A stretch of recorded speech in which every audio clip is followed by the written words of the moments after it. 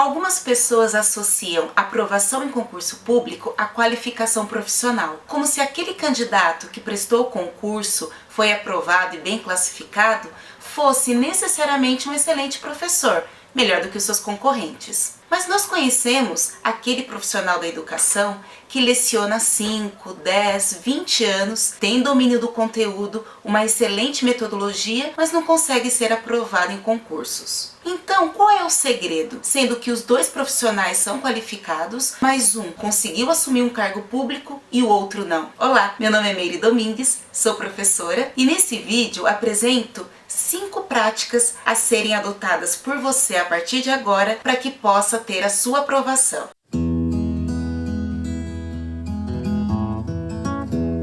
Essas práticas estão relacionadas a uma mudança nos padrões de pensamento e é sobre isso que nós vamos conversar hoje.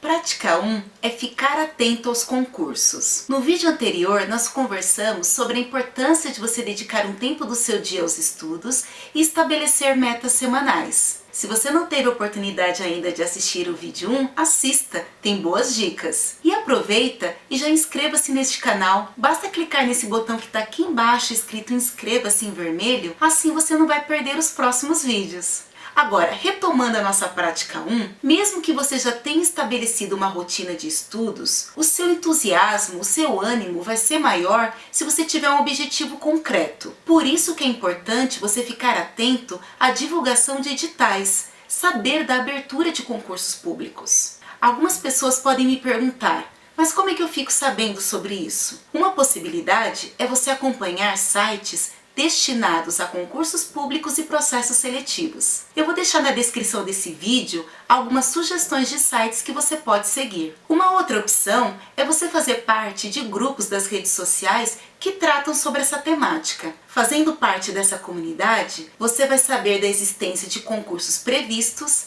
autorizados ou abertos. Concursos previstos são aqueles que já têm os comentários, mas nada publicado. Concurso autorizado é quando sai a publicação, mas ainda não tem uma data. Já os concursos abertos são aqueles que já têm um edital vigente, já tem data de inscrição, da prova, ou seja, está em andamento. Outra maneira de você estar atento aos concursos públicos é acompanhar aquele cargo que você almeja e ver em que ano foi a última prova para você fazer uma previsão de quando será a próxima. Vamos pegar como exemplo o concurso para diretor de escola da Secretaria Estadual de Educação de São Paulo, que foi em 2017. Nós sabemos que os concursos públicos têm validade por 2 anos e que podem ser prorrogados por mais 2. Então, pegando esse concurso para diretor como exemplo, em 2017 foi a prova, em 2019 acabou a validade desse concurso, mas se não teve nenhum edital aberto, entende-se que a Secretaria da Educação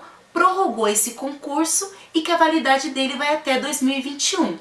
A partir dessa data, vale ficar atento, porque um novo edital pode sair. O que nós estamos fazendo não é apenas tentando adivinhar a data da prova. Nós estamos tentando evitar um padrão de pensamento muito comum aos candidatos, que é deixar o edital sair para começar a estudar, ou seja, estudar só na véspera. Com essa projeção, nosso estudo vai ser mais objetivo, mais direcionado e nós vamos estar um passo à frente em relação aos demais candidatos. A prática 2 é prestar vários concursos. Você conhece alguém que deseja muito assumir um cargo público em determinada rede de ensino e acaba não prestando mais nenhum concurso? Essa pessoa está limitando e muito as suas possibilidades de aprovação e precisa mudar o seu padrão de pensamento. Concurso público não é apenas treino, é também prática. É diferente você responder uma prova rodeado de pessoas que querem o mesmo cargo que você, tendo de respeitar um tempo, e responder um simulado na tranquilidade do seu lar. É preciso se acostumar com aquele clima de tensão que muitas vezes surge no momento da prova. Você precisa criar mecanismos para manter a calma, controlar a sua ansiedade e criar estratégias para responder as questões. Em outras palavras, você precisa se acostumar com esse processo. E isso só vem com a prática. Outra dica que pode te animar a prestar vários processos seletivos e concursos é saber que alguns estados e municípios emitem certificado de aprovação em concurso. Esses certificados podem valer pontos para sua evolução profissional e resultar na melhoria do salário. A prática 3 é ter conhecimento da teoria. Esse item é muito importante e pode nos ajudar a responder aquela pergunta inicial: por que experiência docente não garante aprovação em concurso público? Quando uma banca examinadora, como FGV, Sesgran Rio, Fundação Carlos Chagas, elabora uma prova, ela seleciona bibliografias que refletem a concepção de ensino daquela rede que a contratou. E nós precisamos ter conhecimento dessas referências. Mas quando nós vamos prestar um concurso público e não tivermos tempo de estudar, nós costumamos mobilizar os nossos conhecimentos prévios, que estão baseados na nossa prática docente. E isso pode nos levar ao erro, porque a ação no ambiente escolar, às vezes, é diferente das ações educativas previstas na teoria. Como diz Délia Lehner, na escola existe o real, o possível e o necessário. Para que você entenda melhor isso, vamos analisar uma questão de concurso público. Muito bem, vamos para a análise da questão. A primeira coisa a ser observada é quem elaborou a prova. Qual é a banca examinadora? Essa informação é importante porque você começa a reconhecer a linguagem e a forma com que cada empresa trabalha, como cada empresa organiza suas avaliações. No caso, nós temos uma prova elaborada pela VUNESP. O que nós sabemos sobre essa empresa? Ela tem uma tendência em apresentar em suas questões uma situação problema, ou seja, uma simulação de um fato real que acontece no ambiente escolar para que você resolva essa questão à luz da teoria, com base na teoria. Vamos então ler qual é o enunciado dessa questão, que foi tirada de um concurso público da Secretaria Estadual de Educação de São Paulo em 2013. Vamos lá. Em uma determinada escola, os alunos são avaliados ao final do ano letivo, para que a equipe docente e a equipe gestora possam montar as turmas do ano seguinte, agrupando os alunos de acordo com o seu desempenho. Assim, conseguem organizar turmas com alunos fracos, regulares e com bom desempenho. Analisando essa prática, pode-se afirmar corretamente que, segundo Hoffman, 2001, esse é um exemplo de... Muito bem, já lemos o enunciado. Convido a você agora a dar uma pausa nesse vídeo e tentar resolver essa questão. Se precisar, leia novamente o enunciado e tente assinalar qual é a alternativa correta. Depois, nós vamos conferir juntos se você acertou. Essa é uma maneira já de você ir treinando a execução dessas provas e também fazer uma autoavaliação, ou seja, do seu conhecimento. Então vai lá, eu te aguardo. Muito bem. Antes de eu falar para vocês qual é a alternativa correta, vamos ler o enunciado novamente, mas agora grifando as informações importantes. Essa é uma prática boa, porque dessa maneira, principalmente quando o enunciado é muito grande, você consegue lembrar qual é realmente a pergunta que está sendo feita. Senão a gente acaba se perdendo, tendo que retomar a leitura. Então, ao grifar, a gente acaba ganhando tempo identificando qual é a pergunta central. Então, vamos lá. Em uma determinada escola, os alunos são avaliados. Então, vamos falar de avaliação. Os alunos são avaliados, ok? Eu estou grifando o azinho aqui. Eles são avaliados ao final do ano letivo para que a equipe docente e a equipe gestora possam montar turmas no ano seguinte, agrupando os alunos de acordo com seu desempenho. Então, a avaliação é feita com o objetivo de agrupar esses alunos, exercer um agrupamento, montar turmas. Essa é uma prática muito comum nas escolas, ou até então era muito comum, mas algumas escolas ainda permanecem fazendo isso, para montar turmas em 3 níveis. Alunos fracos, né? Então vamos agrupar com alunos fracos, alunos regulares e alunos com bom desempenho. Quem se lembra daquelas turmas em que quem ficava, por exemplo, vou falar série, né, pra gente voltar no tempo. Quem ficava na quinta A era porque tinha um ótimo desempenho, na quinta B já caiu um pouco e coitado de quem estava na quinta série E, não é mesmo?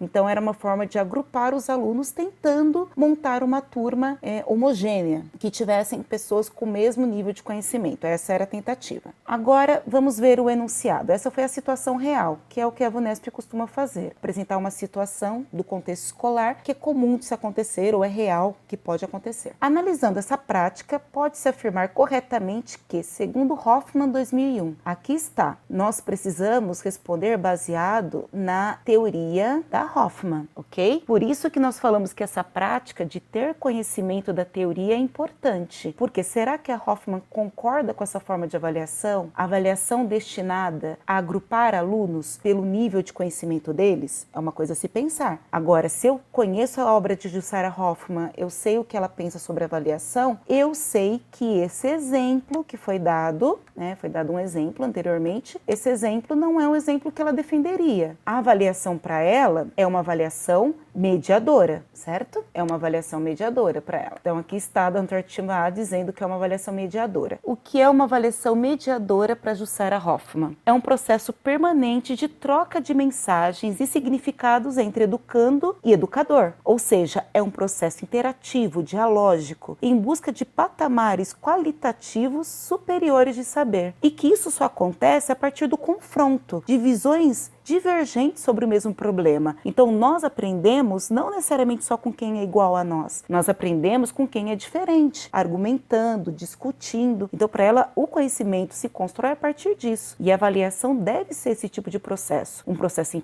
interativo, um processo dialógico, em que a gente consiga reconhecer nele o conhecimento para a aprendizagem, ok? Porque a avaliação deve favorecer a aprendizagem. Essa é a teoria da Jussara Hoffman. Ela acredita nisso. Muito bem. Só que esse exemplo mostra essa forma de avaliação com essa finalidade? Não. Então, para Jussara Hoffman, esse exemplo é um exemplo de avaliação mediadora? Não, não é um exemplo, mas é o que a Jussara Hoffman defende, uma avaliação mediadora. Agora, na B, essa forma de avaliação para classificar os alunos é um processo avaliativo construtivo?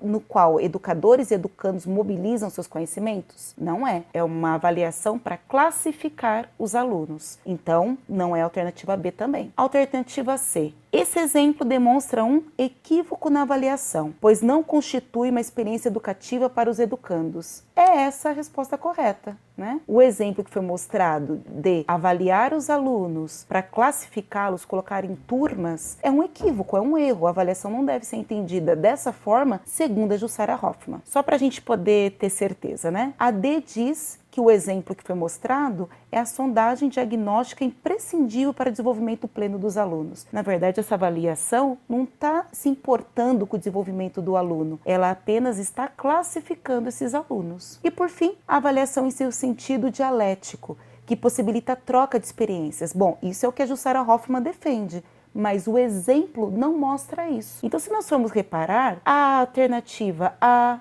B, a D e a E são exemplos de avaliações defendidas pela Jussara Hoffman. Só que o exemplo que está aqui não demonstra isso. Está indo de encontro, está indo contra as teorias defendidas da Jussara Hoffman. Por isso que é importante nós termos conhecimento da teoria, porque se nós vamos pela prática, a gente fala, realmente isso acontece. Será que ela defende ou não? Para ter certeza, só com base na teoria apresentada na bibliografia do edital.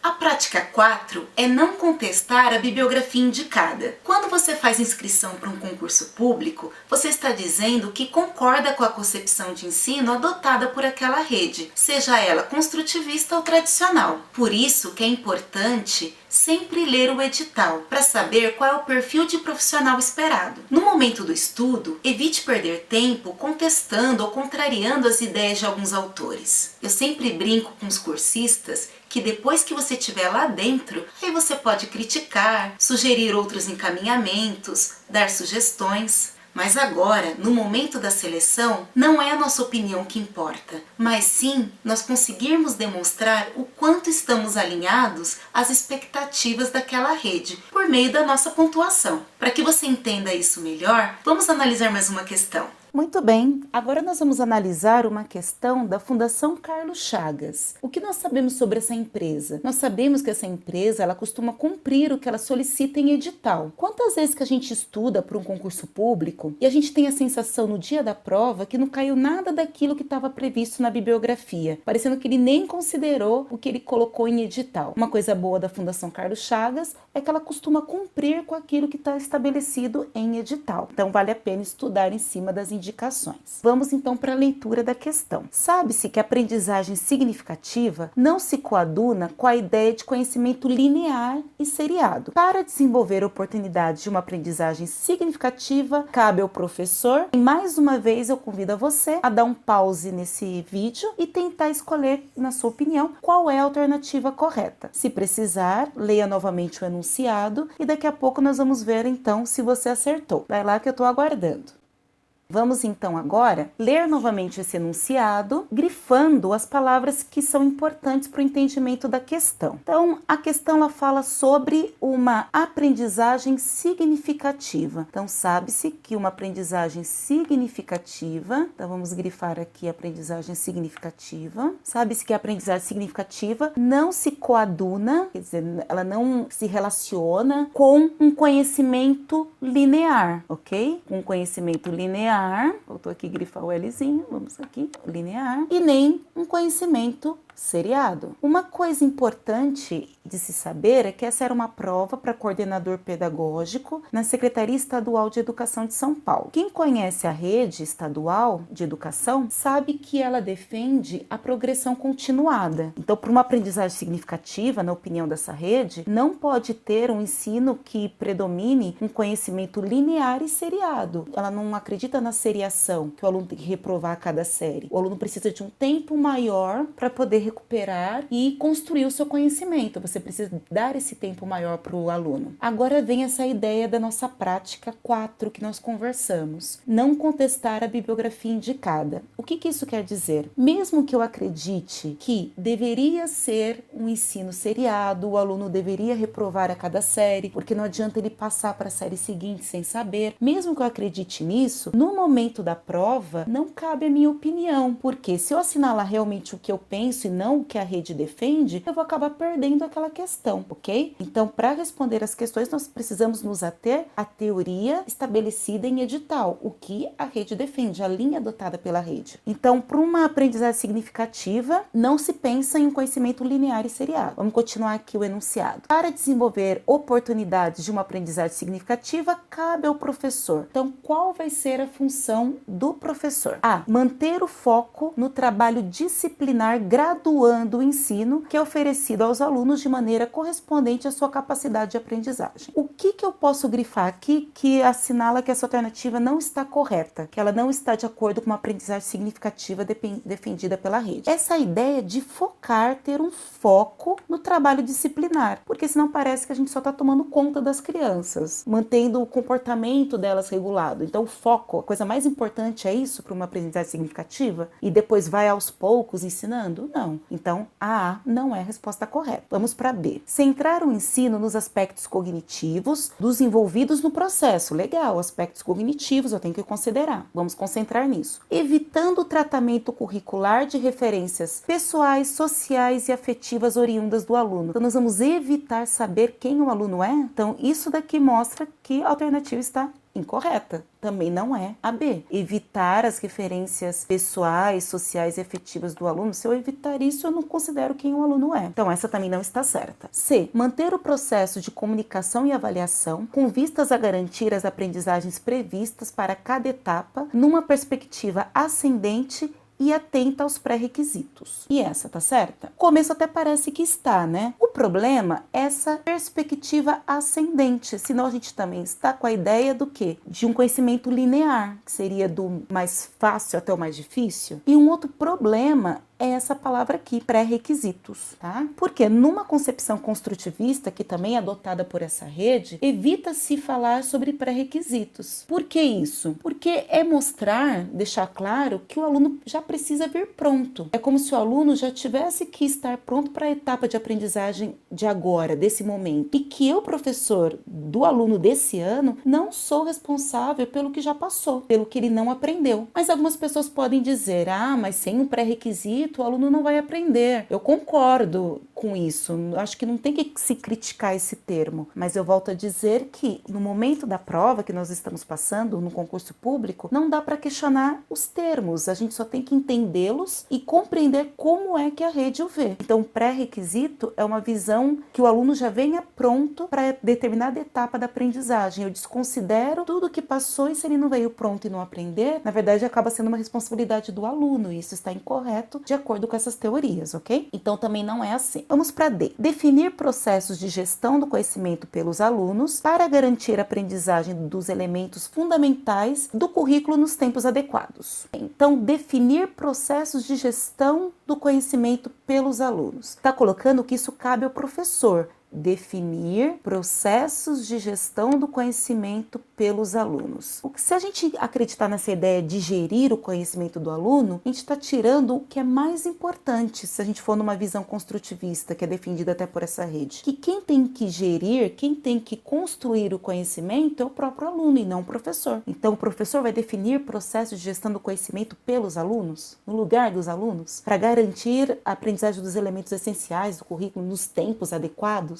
Não, na verdade, o professor ele vai mediar, mas quem constrói o conhecimento, quem vai gerir esse conhecimento é o próprio aluno. Por isso que nos sobra a alternativa E. Então, dentro de um processo, de aprendizagem significativa, o que cabe ao professor? Orientar suas ações no sentido de que o estudante participe das tarefas e atividades. Aquela ideia do professor mediador, não é isso? Que o façam se aproximar cada vez mais dos conteúdos que a escola tem para lhe ensinar. Que essa é a função da escola, ensinar. Mas quem é que propicia esses momentos? O professor. Então a alternativa certa, uma aprendizagem significativa, é o que está descrita na alternativa E.